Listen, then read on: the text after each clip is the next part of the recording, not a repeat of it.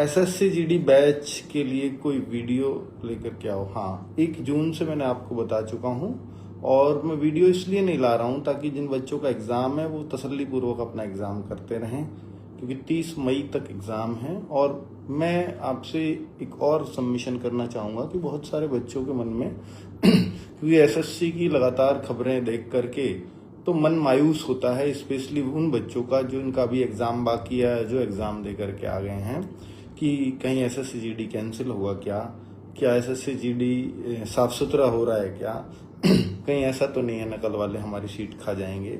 भैया देखो, जो एसएससी जीडी में चल रहा है उसकी खबरें बिल्कुल एसएससी तक पहुंच रही है। एसएससी अपने एंड पे एक्शन ये ले रही है कि वो उन एग्जाम सेंटर्स को कैंसिल कर दे रही है। अब आप कहो कि सर जितना का उन्हें पता चलता है उनका वो कैंसिल कर देते हैं, पर जिनका नहीं पता चलता, तो देखिए नहीं पता चलने वाले की संख्या कोई भी नहीं बता सकता। और ये शायद जब इस बार हो रहा है तो हर बार ही होता होगा इतना, और उसका जिसका पता चल जाता है उसको एक। अब देखो ऑफलाइन और ऑनलाइन पेपर में यही फर्क है। अगर यही पेपर ऑफलाइन लेवल पे होता तो ये कहीं ना कहीं ये खबर आ जाती कि ये लीक हुआ।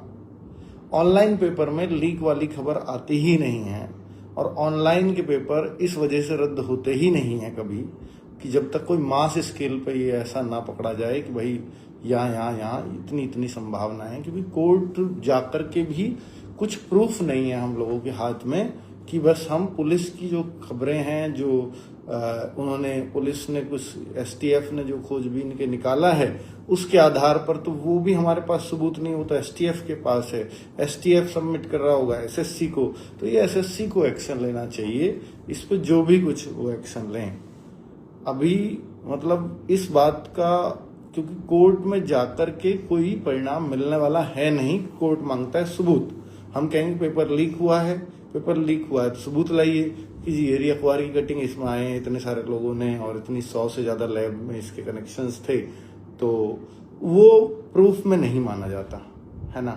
तो फिर कुछ ग्राउंड्स रियलिटी जो केवल ऑफलाइन में ही संभव है, ये एसएससी को भी समझना चाहिए कि ऑनलाइन अगर आप पेपर नहीं करा रहे होते तो अब तक आपकी पोल कब की खुल चुकी होती।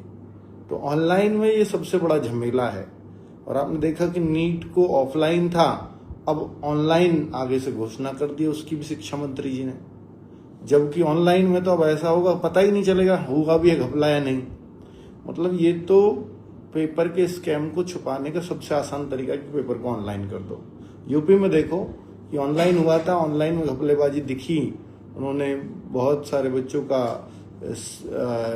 कैंडिडेट रेस्पॉन्स शीट देखी कि भाई कितनी देर में प्रश्न सॉल्व कर रहा है, तो उससे पाया कि भाई बहुत ज़्यादा दिक्कतें हुई हैं, और नेक्स्ट ईयर से वो ऑफलाइन पे ले आए। ऑनलाइन से भी ऑफलाइन आए हैं लोग।